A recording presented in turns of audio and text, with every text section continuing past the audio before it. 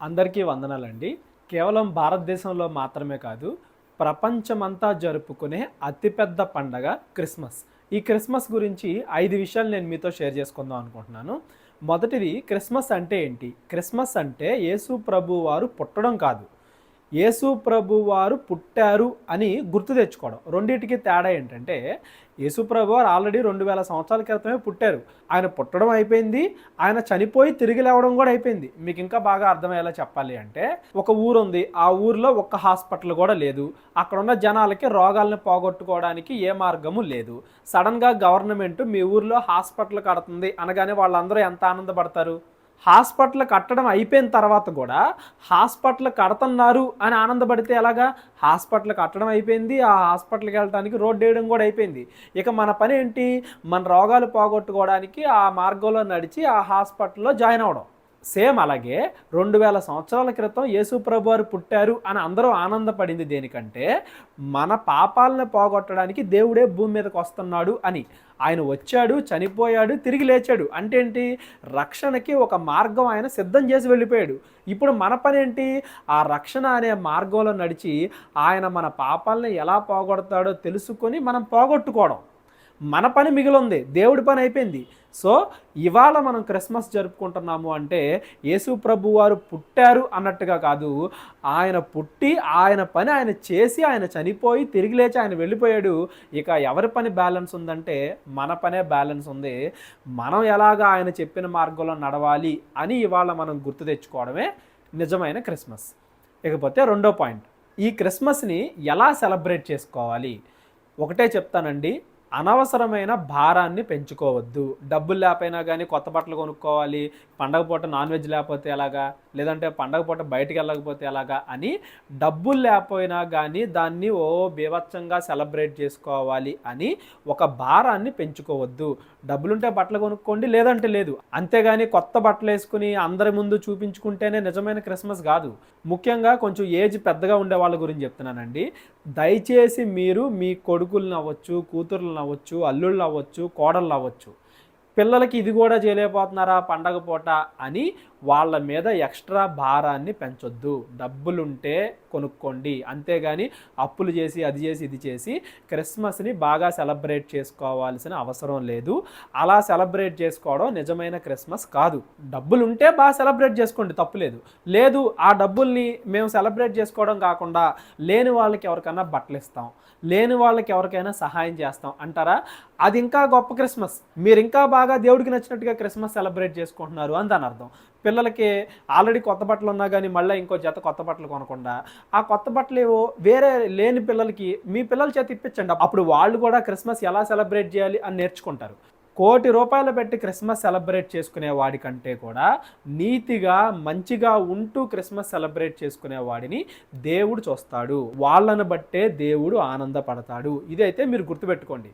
కొత్త బట్టలు, డబ్బులు పెట్టి కొత్త గిఫ్ట్లు అవి ఇవి అని ఆలోచించకుండా క్రిస్మస్ రోజున దేవుడి గురించి నేను ఏదైనా కొత్త విషయం తెలుసుకోవాలి, లేదా కొత్త విషయాన్ని వేరే ఎవరికైనా చెప్పాలి అని ఆలోచించే వాళ్ళు నిజంగా క్రిస్మస్ని మంచి మార్గంలో సెలబ్రేట్ చేసుకుంటున్నారు అని దాని అర్థం. ఇకపోతే మూడో విషయం, ఈ క్రిస్మస్ అప్పుడు అవ్వచ్చు, మీటింగ్స్ అప్పుడు అవ్వచ్చు, లేకపోతే ఎప్పుడైనా అవ్వచ్చు, క్రైస్తవ్యంలో ఉన్న దొంగ బోధకులని గుర్తించండి. ఎలా గుర్తించాలి దొంగ బోధకుల్ని? ఎవరైతే దేవుడి దగ్గరికి వచ్చేస్తే కంపల్సరీగా నీకు డబ్బులు బాగా వచ్చేస్తాయి, కంపల్సరీగా జాబ్ వస్తుంది, కంపల్సరీగా నీకు పెళ్ళి అవుతుంది, కంపల్సరీగా నీ రోగాలన్నీ ఏ హాస్పిటల్కి వెళ్లకుండానే తగ్గిపోతాయి, ఇలాగా ఈ లోకం కోసం దేవుని నమ్ముకోవాలి అని మిమ్మల్ని ప్రిపేర్ చేస్తున్నారో వాళ్ళు దొంగ బోధకులు. నిజమైన క్రైస్తవులు ఎవరో కూడా ఈ లోకం కోసం దేవుణ్ణి నమ్ముకోమని చెప్పరు. యేసు ప్రభు వారు చనిపోయి తిరిగి లేకపోతే మన విశ్వాసానికి అర్థమే లేదు అని బైబిల్లో ఉంటుంది.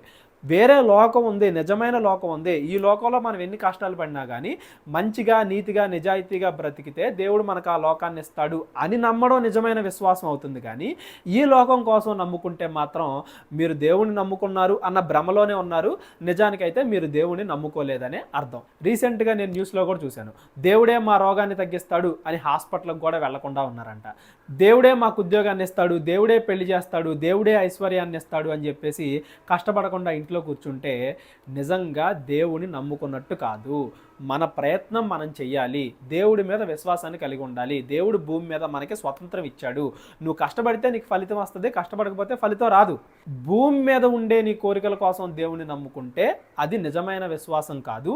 ఎవరైతే భూమి మీద ఉండే నీ కోరికల కోసం దేవుని నువ్వు నమ్ముకోవాలని చెప్తున్నారో వాళ్ళందరూ కూడా దొంగ బోధకులు. దొంగ బోధకులను గుర్తించే విధానం ఇదే. వాస్తులు అవ్వచ్చు, మూఢనమ్మకాలు అవ్వచ్చు, ఈరోజు ఇది చేయకూడదు, ఆ రోజు అది చేయకూడదు, ఎక్కడ ఇల్లు కట్టుకోకూడదు, అక్కడ ఇల్లు కట్టుకోకూడదు, లేకపోతే పలానా చేతబడి చేశారు మీకు, ఇలాగ మూఢనమ్మకాల మీద పెట్టి మిమ్మల్ని దేవుని నమ్మించేవాళ్ళు, లేదంటే స్వస్థతలని, ఐశ్వర్యం కలుగుతుందని, పెళ్ళని, జాబ్ అని, ఇలా భూమి మీద ఉండే వాటి కోసం మీరు దేవుని నమ్ముకోవాలి అని మిమ్మల్ని ప్రిపేర్ చేస్తున్నారు అంటే వాళ్ళు అబద్ధ క్రైస్తవులు, అబద్ధ బోధకులు.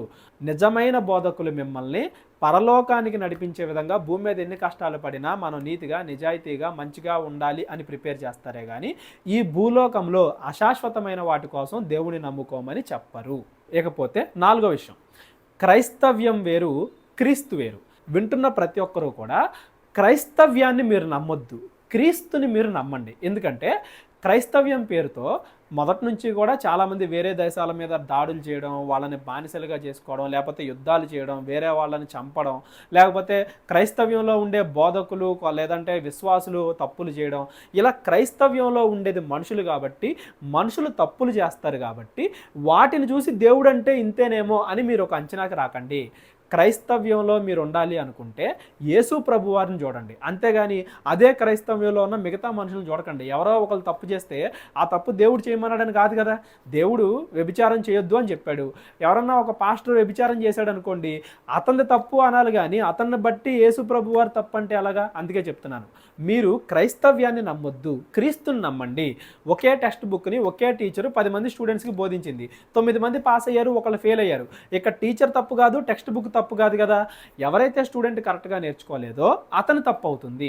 అలాగే క్రైస్తవ్యంలో ఇది జరుగుతుంది, అది జరుగుతుంది, లేదా క్రైస్తవ బోధకుల్లో కొంతమందికి ఏమో విగ్రహాలు కల్పించి తినొచ్చు అంటారు, కొందరేమో తినకూడదు అంటారు, కొందరేమో జన్మపాపం ఉందంటారు, కొందరేమో లేదంటారు, కొంతమంది బోధ ఒకలా ఉంటుంది, ఇంకొంతమంది బోధ ఒకలాగా ఉంటుంది. వీటిని బట్టి క్రైస్తవ్యం అంటే ఇదేనేమో అని మీరు ఒక అంచనాకి రావద్దు. యేసు ప్రభు వారు చెప్పిన బోధ వినండి, ఆయన కొండ మీద ప్రసంగం వినండి, మత్తయి సువార్త 5వ అధ్యాయం నుండి 7వ అధ్యాయం దాకా. దాని మీద ఆధారపడి మన విశ్వాసం ఉండాలి. ఎవరు చెప్పినా ఏం చెప్పినా అది యేసు ప్రభు వారు చెప్పిందేనా కాదా అని మనం బైబిల్ని బట్టి సరిచూసుకోవాలి. అందుకే చెప్తున్నాను, క్రైస్తవ్యాన్ని బట్టి మీరు పరలోకం వెళ్ళరు, క్రీస్తుని బట్టి మీరు పరలోకం వెళ్తారు. క్రైస్తవ్యంలో ఎంత మంచి ఉందో అంత తీసుకోండి, ఏదైతే చెడు ఉంటుందో దాన్ని మీరు వదిలిపెట్టేసేయండి. క్రీస్తులో ఏ చెడు లేదు కాబట్టి క్రీస్తుని నమ్ముకోండి. ఏ పాపము లేనివాడు కాబట్టి యేసు ప్రభు వారిని బట్టే మనం పరలోకం వెళతాం, అంతేగాని మిగతా క్రైస్తవులను బట్టి అయితే కాదు. ఇకపోతే ఆఖరి 5వ విషయం ఏంటంటే, అందరికీ హ్యాపీ క్రిస్మస్ అండి. ఈ క్రిస్మస్ మీ జీవితంలో గొప్ప మార్పును తీసుకురావాలి అని, సరైన మార్గంలో, దేవుని మార్గంలో మీరందరూ ఈ క్రిస్మస్ నుంచి నడవాలని నేను మనస్ఫూర్తిగా కోరుకుంటున్నాను. అందరికీ మరొకసారి హ్యాపీ క్రిస్మస్. ఇప్పటివరకు నేను చెప్పిన మాటలు మీకు ఆశీర్వాదకరంగా ఉంటే ఇవే మాటల్ని మీకు తెలిసిన వారందరికి కూడా షేర్ చేయండి. ప్రార్థన చేసుకుందాం. మహోన్నతుడైన మా పరమ తండ్రి, కృతజ్ఞతలు దేవా, అనేక విషయాలు మాకు తెలియజేశారు, గుర్తు చేశారు తండ్రి. మరి మీ వాక్య ప్రకారంగా మేము బ్రతకడానికి, ఏది మంచి ఏది చెడు అని తేడా తెలుసుకొని మంచి వైపు మేము అడుగులు వేయడానికి మాకు సహాయము దయచేయమని, విన్న ప్రతి ఒక్క బిడ్డని జ్ఞాపకం చేసుకుని వాళ్ళ జీవితాల్లో వాళ్ళకి ఏం అవసరమో మీకే తెలుసు కాబట్టి తండ్రి, ఎవరికి ఏది అవసరమో మీ చిత్తానుసారంగా వారిని అలా ఆశీర్వదించమని, మమ్మల్ని అందరినీ మీ చిత్తంలో నడిపించమని, కృప చూపించమని, మరలా మేమందరం కలుసుకుని అనేక విషయాలు మాట్లాడుకునేంతవరకు మీరు మాకు తోడుగా ఉండమని క్రీస్తు వారి పేరిట ఈ ప్రార్థన అడిగి పెట్టుకుంటున్నాం తండ్రి. ఆమెన్. అందరికీ వందనాలు.